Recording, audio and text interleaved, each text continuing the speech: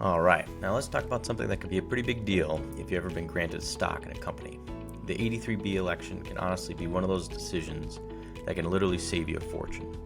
But if you get it wrong, it can be very costly, an extremely costly mistake. So we're going to break it down exactly what you need to know. And so picture this, you've been granted a big chunk of equity in a very promising startup. But you know that lurking right behind the corner of the excitement is a hidden tax trap.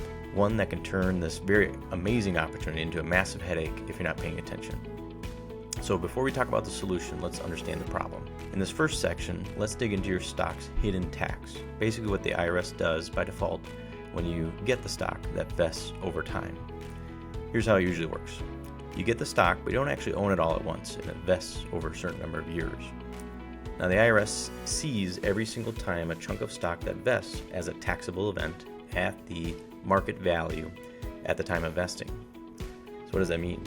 It means as your company does better and its value shoots up, your tax bill also goes up right along with it every single year. And this is where you come to a fork in the road.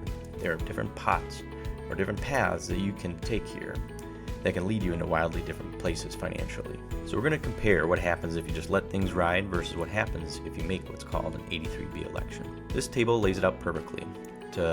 Let's assume that you're a co-founder who's been granted 1 million shares. And now look at that column with no 83B election. As their taxable income just keeps climbing every year as those shares vest. It starts out small, sure, but as it balloons, it becomes a pretty heavy tax burden. And now glance at the column with the 83B election. With the 83B election, it's just one small tax payment right at the very beginning. And for the next 5 years, nothing happens. Now let's just let that sink in for a second. By taking the default path by doing nothing, our co-founder ends up with a total taxable income of that stock of $101,000.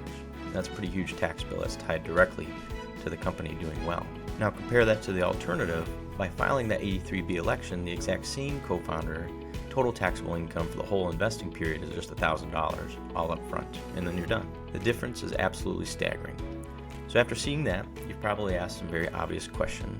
What exactly is this thing, this powerful tool? And so let's get into what an 83B election actually is. And at its core, an 83B election is really just a letter. You need to send it to the IRS, and you're basically telling them, hey, I know I don't technically own all of this stock yet, but I want you to tax me on the whole thing right now, today, while it's super cheap.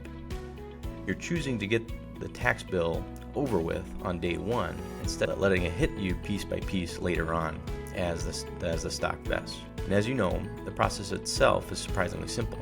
It all kicks off the second you're granted the stock. From that moment, you send that specific letter to the IRS, you pay the tax on what the shares are worth now, which is hopefully not much, and then that's it, you're done. Any growth in the stock's value as it continues to grow will not be considered ordinary income anymore. And this is the single most important detail of the whole thing. You have 30 days to elect to take this 83B election. You don't have 31 days, you have 30 days. And the IRS is beyond strict about this. So if you miss that deadline, the window is closed forever. So far, this 83B thing sounds like a total no-brainer, right? So let's talk about the risks and the downside. So we pay a little bit now to save a ton later. Well, it's not quite that simple. It's a powerful tool, but it does come with some very real risks. Downsides, absolutely, you have to think about. So when does this all go wrong? Well, the first is, what if the company's value drops? Or what if the company fails completely? You've just paid taxes on stock that is now worthless. And second, if you leave the company before all your shares are vested, you lose those shares. But guess what? You've already paid taxes on them. And third, if the stock is already worth a lot when you get it, that upfront tax bill might just be too big to make the gamble worth it. And the biggest, scariest part of the whole thing, and if you make this bet and things go south and the company folds, you forfeit your shares and you can't get your tax money back. The IRS does not give refunds on 83B election taxes. The money's just gone. So we've seen some massive potential upside. We've also seen some very real downside. So how do you decide what to do? Well, it all comes down to a strategic choice. And it's about how much you believe in the company's future and what your financial capacity in order to accept those risks. And so it's a classic risk-reward calculation. In the end, the decision to file an 83B election comes down to just one question. It's not just about a tax form, it's a bet, a financial bet on the future of your company and your own place within it.